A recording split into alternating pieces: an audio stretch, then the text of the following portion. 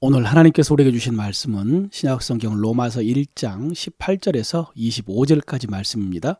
하나님의 진노가 불의로 진리를 막는 사람들의 모든 경건하지 않음과 불의에 대하여 하늘로부터 나타나나니 이는 하나님을 알만한 것이 그들 속에 보임이라. 하나님께서 이를 그들에게 보이셨느니라. 창세로부터 그의 보이지 아니한 것들 곧 그의 영원하신 능력과 신성이 그가 만드신 만물에 분명히 보여 알려졌나니 그러므로 그들이 핑계하지 못할지니라. 하나님을 알되 하나님을 영화롭게도 아니하며 감사하지도 아니하고 오히려 그 생각이 허망하여지며 미련한 마음이 어두워졌나니 스스로 지혜 있다 하나 어리석게 되어 썩어지지 아니하는 하나님의 영광을 썩어질 사람과 새와 짐승과 기어다니는 동물 모양의 우상으로 바꾸었느니라. 그러므로 하나님께서 그들을 마음의 정욕대로 더러움에 내버려 두사 그들의 몸을 서로 욕되게 하게 하셨으니 이는 그들이 하나님의 진리를 거짓 것으로 바꾸어 피조물을 조물주보다 더 경배하고 섬김이라. 주는 곧 영원히 찬송할 이시로다. 아멘.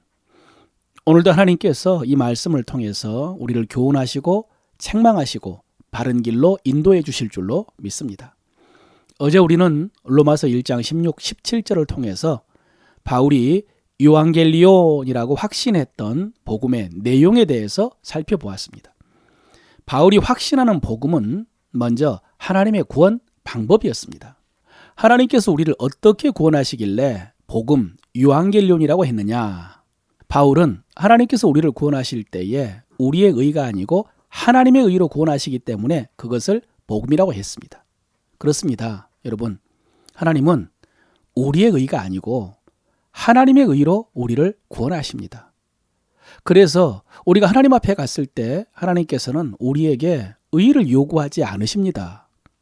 그러므로 우리는 의가 부족해도 됩니다. 없어도 됩니다. 여러분, 저는 이 말씀을 통해서 자유함을 얻었습니다. 우리가 흔히 하는 말로 지금 죽어도 하나님 앞에 갈 수 있다는 자신감과 확신을 얻었습니다. 제가 어렸을 때부터 알고 있었던 믿음으로 구원받는다는 말씀이 바로 이 말씀이었습니다. 바울은 이 하나님의 구원 방법이 모든 사람에게 요한겔리온이라고 확신하고 평생 그 복음을 전하는 사명을 감당했습니다. 그런데 여러분, 저는 성경 공부할 때 여기까지 복음에 대해서 설명을 하고 마지막에 이렇게 묻습니다. 이 복음이, 이 하나님의 구원 방법이 어떤 사람에게는 복음이 아닐까요? 어떤 사람은 기쁜 소식으로 받지 않을까요? 이렇게 질문합니다. 그러면 가장 많은 대답은 믿지 않는 사람이라는 대답입니다. 그런데 여러분, 믿지 않는 사람은 이 복음을 모르거나 이 하나님의 구원 방법이 복음이 아니라고 생각하기 때문에 믿지 않는 것입니다. 하나님의 의로 구원하시는 하나님의 구원 방법이 어떤 사람에게는 복음이 아닐까요? 어떤 사람은 기쁘지 않을까요? 여러분 어떻습니까?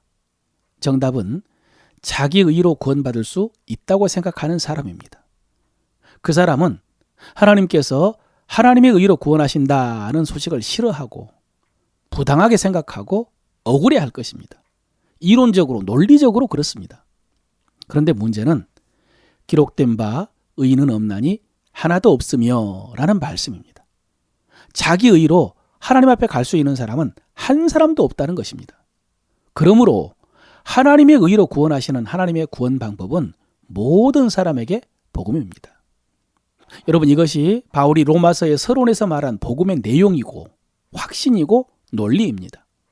오늘 우리가 읽은 본문은 이 논리의 맥락에서 주어진 말씀입니다.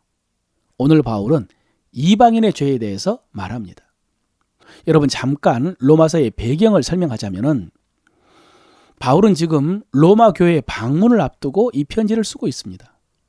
그래서 이 편지는 로마 교회 성도들을 향한 바울의 자기소개서라고 할 수도 있습니다. 이 편지에서 바울은 자기의 로마 방문 계획을 밝히고 자신이 어떤 사람인지를 소개하면서 다른 것을 소개한 것이 아니라 자기의 믿음, 자기의 복음을 소개합니다.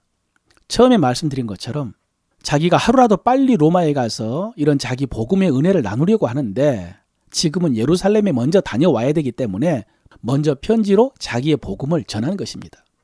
그런데 로마서를 계속 읽다 보면은 바울이 유대인과 이방인에 대해서 번갈아서 가르치고 권면하는 말씀을 자주 볼 수가 있습니다. 그리고 그 내용을 자세히 살펴보면 로마 교회 안에서 유대인 성도들과 이방인 성도들 간에 갈등이 있었다는 것을 유추할 수가 있습니다. 여러분, 이것이 우리가 로마서를 묵상할 때 염두에 두어야 될 중요한 배경입니다. 지금 복음을 설명하는 서론에서도 마찬가지입니다. 오늘 읽은 본문에서 바울은 이방인의 죄에 대해서 진술했습니다. 이방인들이 하나님을 섬기지 않고 우상과 이방신을 숭배하는 것과 또 당시에 로마 제국 안에 가득했던 그 도덕적인 타락, 음란함에 대해서, 특별히 동성애에 대해서 분명하게 하나님의 심판받게 될 것을 길게 진술을 했습니다. 맥락은 뭐냐면, 그래서 이방인도 하나님의 의로 구원받아야 한다는 것입니다.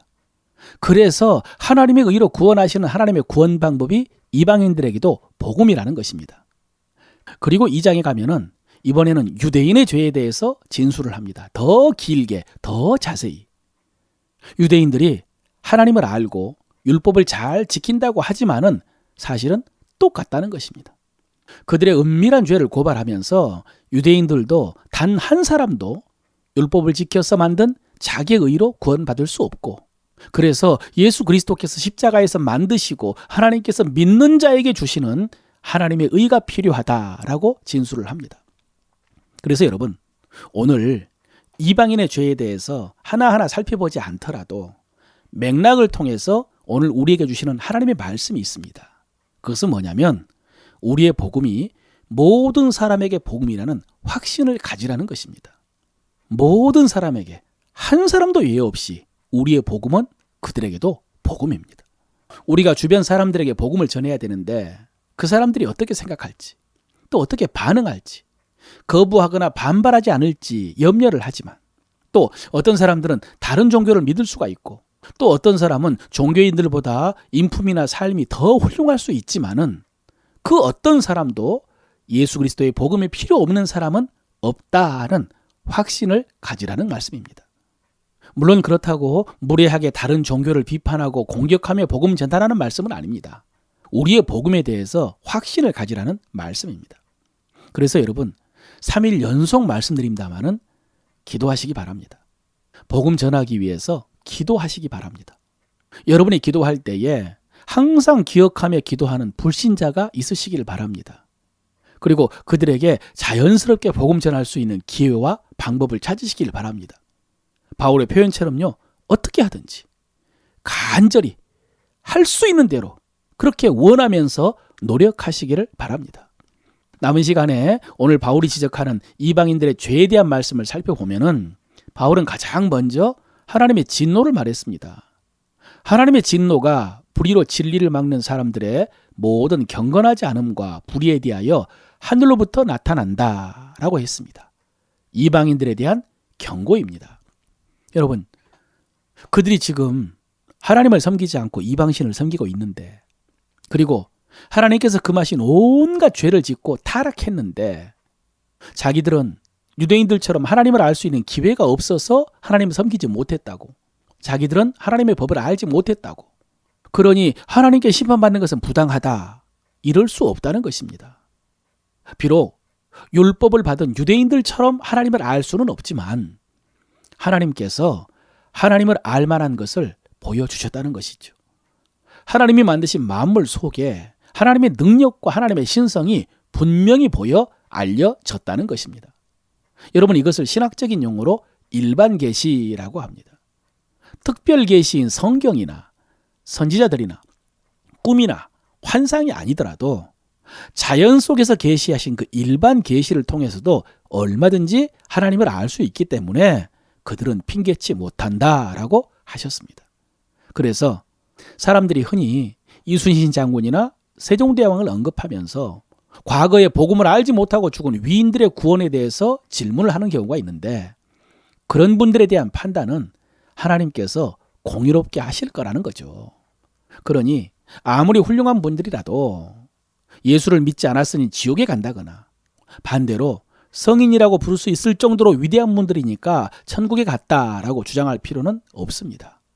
하나님의 판단과 심판 앞에서는 여러분, 억울한 사람도 없고요, 핑계할 수 있는 사람도 없을 것입니다. 우리에게 중요한 것은 오늘 바울이 자연 계시를 통해서도 하나님을 알 수 있기 때문에 하나님을 영화롭게 하지 않고 감사하지 않고 생각이 허망하게 된 것을 지적하고 있는데, 여러분, 우리는 특별 계시로 하나님을 너무나 분명하게 알고 있습니다. 우리에게는 교회가 있고 성경이 있고 함께 믿는 성도들이 있고 말씀을 전해주는 목회자가 있습니다. 무엇보다도 우리 안에 성령님께서 계십니다. 우리는 특별한 은혜를 받은 사람들입니다. 그래서 우리는 하나님을 아는 지식과 하나님의 은혜가 흘러 넘친다라고 할 수가 있습니다. 그런데 여러분, 우리는 그 은혜에 합당하게 응답하고 있는가? 특별히 하나님을 영화롭게 하고 하나님께 감사하는 것에 대해서 어떤가? 그리고 도덕적이고 윤리적인 삶은 어떤가? 특별히 성적으로 깨끗한가? 거룩한가? 여러분, 특별히 지금 우리가 사는 시대는 동성애를 비롯해서 성적으로 타락했을 뿐만 아니라요, 그런 것이 옳다고 주장을 하고 나아가 그런 것들에 대해서 비판하지도 못하게 하는 법을 만들어서 처벌하려고 하는 그런 세대인데, 나도 모르게 이 세대를 본받고 있지 않는가? 오늘 말씀을 통해서 돌아보시길 바랍니다. 그래서 하나님의 특별한 은혜를 받은 성도답게 하나님께 합당한 영광을 돌리고, 그리고 여러분이 이 세대 사람들에게 거룩한 삶으로 복음을 증거하고 하나님을 알게 하는 특별 계시가 되시기를 주의 이름으로 축원합니다.